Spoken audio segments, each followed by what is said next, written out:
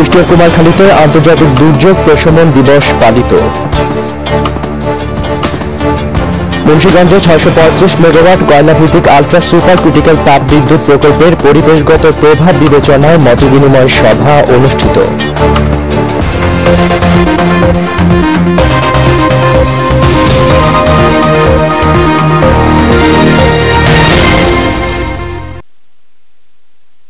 আসসালামু আলাইকুম। বিজয় জেলা বার্তায় আমন্ত্রণ জানাচ্ছি আমি হাসানুল বান্না। শুনছিলেন শিরোনাম, এবারে বিস্তারিত। বর্ণাঢ্য শোভাযাত্রা আলোচনা সভার মধ্য দিয়ে কুষ্টিয়ার কুমারখালীতে অনুষ্ঠিত হল আন্তর্জাতিক দুর্যোগ প্রশমন দিবস।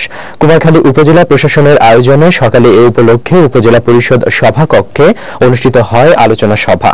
দুর্যোগ ঝুঁকি কমাতে হলে কৌশল সমূহ বলতে হবে শীর্ষক সভায় সভাপতিত্ব করেন কুমারখালী উপজেলা নির্বাহী কর্মকর্তা সাহেল আক্তার। বক্তব্য রাখেন উপজেলা প্রকল্প বাস্তবায়ন কর্মকর্তা পিআইও মোহাম্মদ মাহমুদুল ইসলাম, উপজেলা কৃষি কর্মকর্তা কৃষিবিদ সেলিম আহমেদ, সদকি ইউনিয়ন পরিষদ চেয়ারম্যান আব্দুল মজিদ সহ অন্যান্যরা। বক্তারা বলেন, বাংলাদেশ দুর্যোগ প্রবণ এলাকা। বিভিন্ন এলাকায় ভিন্ন ভিন্ন রকমের দুর্যোগ পরিস্থিতি সৃষ্টি হয়। এজন্য সর্বস্তরের মানুষদের সচেতন করে দুর্যোগ মোকাবেলা করতে হবে। সবাই উপজেলার বিভিন্ন সরকারি দপ্তরের কর্মকর্তা, ইউনিয়ন পরিষদ চেয়ারম্যান, সাংবাদিক, সুধী মহল অংশগ্রহণ করেন। এর আগে কুমারখালী উপজেলা পরিষদ চত্বর হতে আন্তর্জাতিক দুর্যোগ প্রশমন দিবস উপলক্ষে বর্ণাঢ্য শোভাযাত্রা বের হয়ে শহরের প্রধান প্রধান সড়ক প্রদক্ষিণ করে।